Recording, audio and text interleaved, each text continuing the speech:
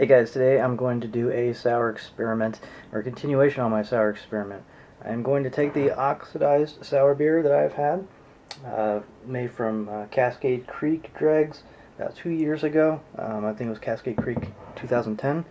I'm going to take that and rack it into a fermenter. I'm going to then try to get some of the trub out of my ECY20 sour beer into that fermenter. And then I'm going to rack another 2 gallons of fresh extract wort on top of it. Now the idea that I'm going for here is totally not based on any type of research or knowledge about Brettanomyces or sour brewing, but this beer is slowly getting unoxidized somehow. The cardboard flavor is going away. What I learned about this beer, Cascade Brewing Creek, is that in 2013 on a blog called BK Yeast, they found Brettanomyces, a significant culture of Brettanomyces, in that beer. Now, my creek was from 2010, I believe, so there's no guarantee that the Brett was also in my bottle, but that could be a possibility, and it could be a possibility why the oxidation flavor is going away.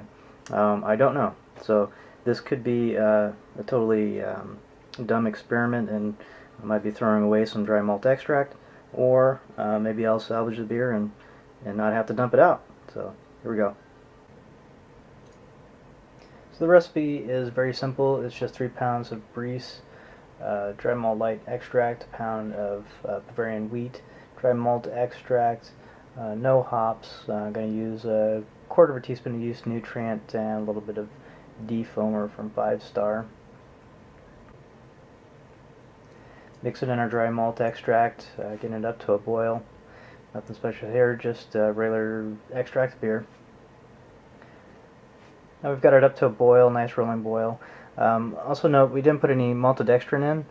I wanted the Brettanomyces to focus as much as possible on the oxidized compounds, possibly, if it's going to. Also, I'm going to probably pick up some oats from the trub that I'm going to pull some yeast from.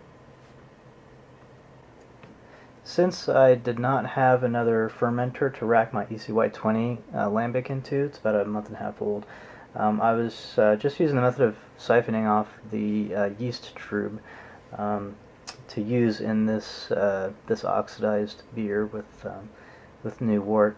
I'm hoping that the wide variety of Brettanomyces is available in the ECY20 is going to hopefully help the beer clean up. I was able to siphon off quite a bit of the yeast trub. This is the Cascade Creek 2-year-old sour beer that oxidized on me. I'm just going to rack that onto the trub that I took out of the ECY20 sour beer. Just racking it directly on to that trub.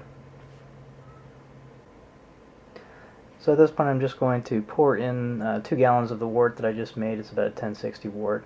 No hops, trying to keep it a lower gravity than the original recipe. I don't want to stress the yeast too much. I'm not sure what kind of a state the Saccharomyces is going to be in. Generally Saccharomyces in a sour beer will fall out pretty quickly and die. But the ECY20 wasn't that sour, wasn't very lactic, so I don't think the pH was that low.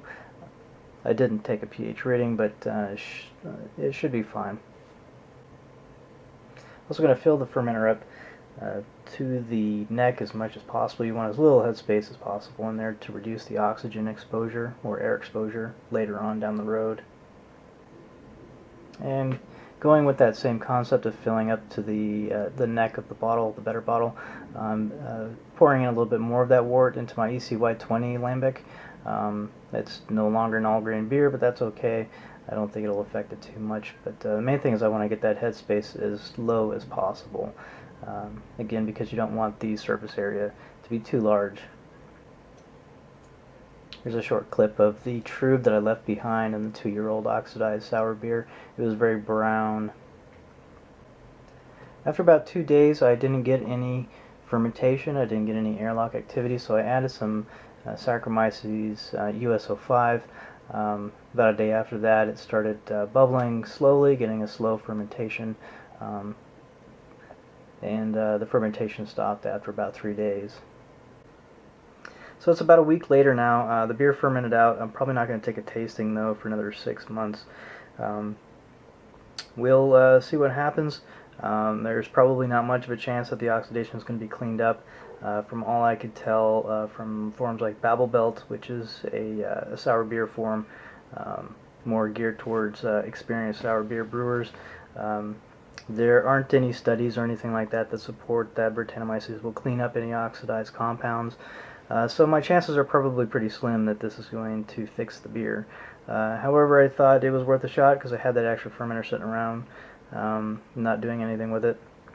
It's only a 3-gallon glass bottle, so it was either that or pour the beer out. So I decided to go ahead and do this experiment and see what happens. I will definitely report my findings in another 6 months. Cheers, guys.